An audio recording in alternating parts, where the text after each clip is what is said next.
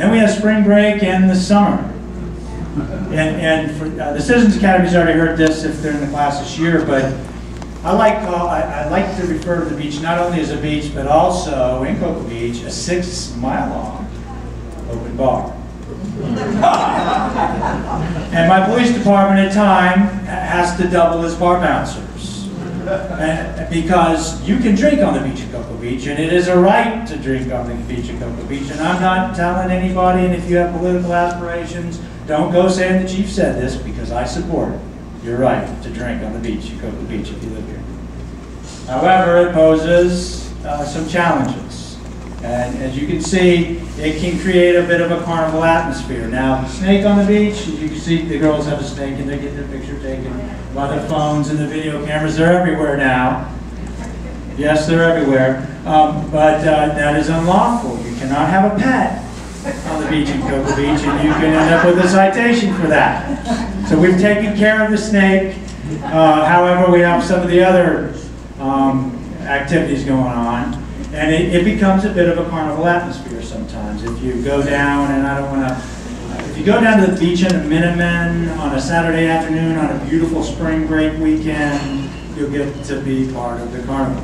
I don't see many of you ladies down there, but some of you guys look a little familiar. If your wife's here, I won't bother pointing you out.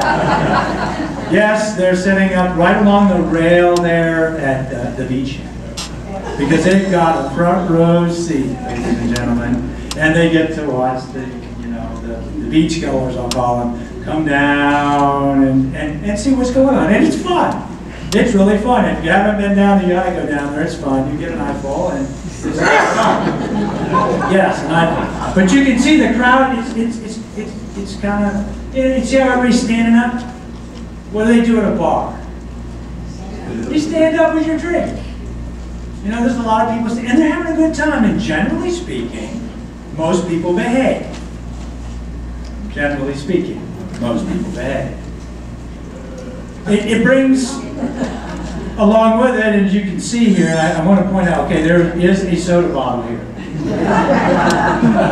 There was a teetotaler in the crowd, but maybe not, because they were probably mixing it with rum or some other libation. But you can see there is one, and there's a couple of water bottles, but the rest of it, yeah, you can see what it is.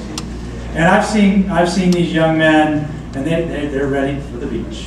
They're ready for the beach, and you mind showing me what you have in your cooler? Oh no problem. 96 quart cooler. A 96 quart cooler.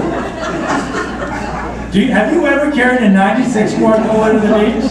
Unless you have a really big family, what do you have to have in that? They'll have a whole bar. They will.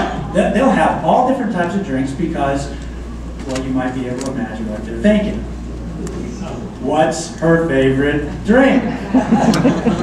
So they'll set up shop out there. And like I said, generally speaking, most people behave. And it's just a lot of fun, and they're having a lot of fun. But, you know, if we get some trash, and you can see that at least they were good enough to pile it around the garbage can. And we've got more garbage cans out there now, and I think the city and even the clubs there are helping, you know, kind of clean up and keep it a little more orderly. Because with disorder comes disorderly behavior. It really does. It's all about making sure it's orderly. And then there's some more trash left on the beach. As you can see, sometimes these people require medical attention, sometimes they require law enforcement attention, and sometimes they require both. Sometimes they require both, and we end up having to spend some time with them. Now, I point these things out to you because I want to make you aware of the assets that you have available to you to deal with these type of challenges.